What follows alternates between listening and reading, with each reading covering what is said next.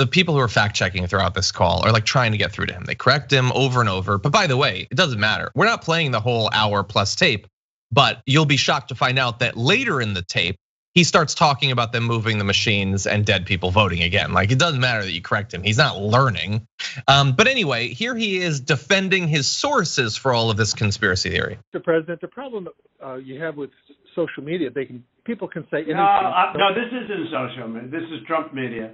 It's not social media. It's really not. It's not social media. I don't care about social. But I couldn't care less. Social media is big tech. Big tech is on your side. I don't even know why you have a side, because you should want to have an accurate election. And you're a Republican. We believe that we do have an accurate election. No, you don't. No, you don't. It's like it's the I know we're years into this, but it's just the crazy guy sitting in the next stool over in the bar. That's all it is. It's nuts. Social media is Trump media. Social media is big tech. Big tech's on your side. Why do you have a side? Who's on my side? Give me another all right, buddy. side of bacon. I'm gonna call your wife, and it's time to go home, Donnie. Time to go home. Yeah, going home. Just one more song on the jukebox.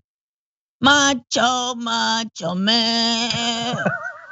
I wanna be a macho man. Cry more. That's all it is. Cry more, you baby. Ooh, sipping up all them tears.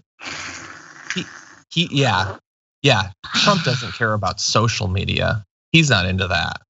And like in the defense, no, it's Trump media. Oh, sorry, Mr. President. Then it's clearly gets good information. It's media you find so comfortable, you brand it with your own name. It's probably unimpeachable, just like Trump apparently. Or impeachable, anyway. Yeah. God, the whole and there's we could play the entire thing. I'm not going to.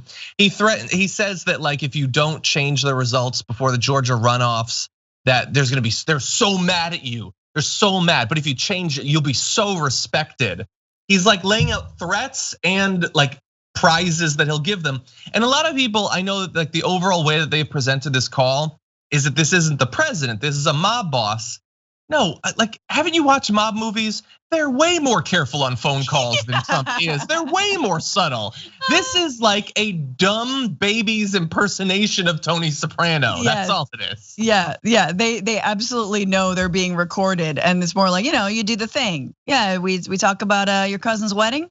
Cool. Mm-hmm. Like, no, but they're not in agreement on this because the Republican Party, some in the Republican Party, don't just work for Trump. Some actually believe in whatever is left of their party. And this is, I think, really interesting. Those 2 points that for me stood out on this call. One, absolutely the way that Trump is suppressing the vote in Georgia when it comes to Republican turnout by saying, oh, Georgians hate you. They hate Republicans. They're not gonna come out. You've got an election coming up, because this was what, days ago?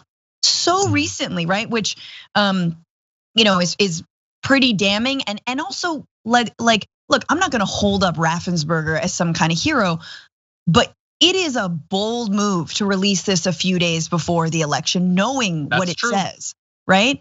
And knowing the threats that he'll face and his family will face. Oh my gosh.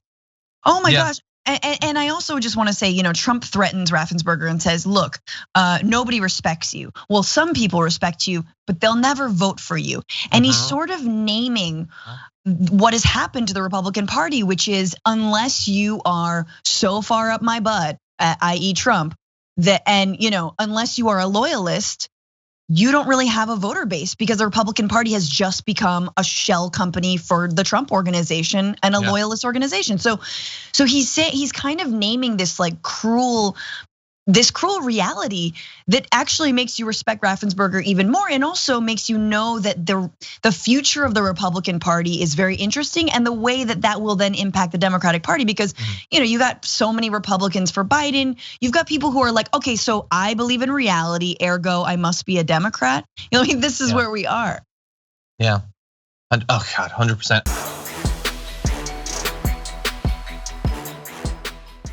Check out the Damage Report podcast each day, wherever you get your podcasts, whether Pocket Casts or Stitcher or iTunes.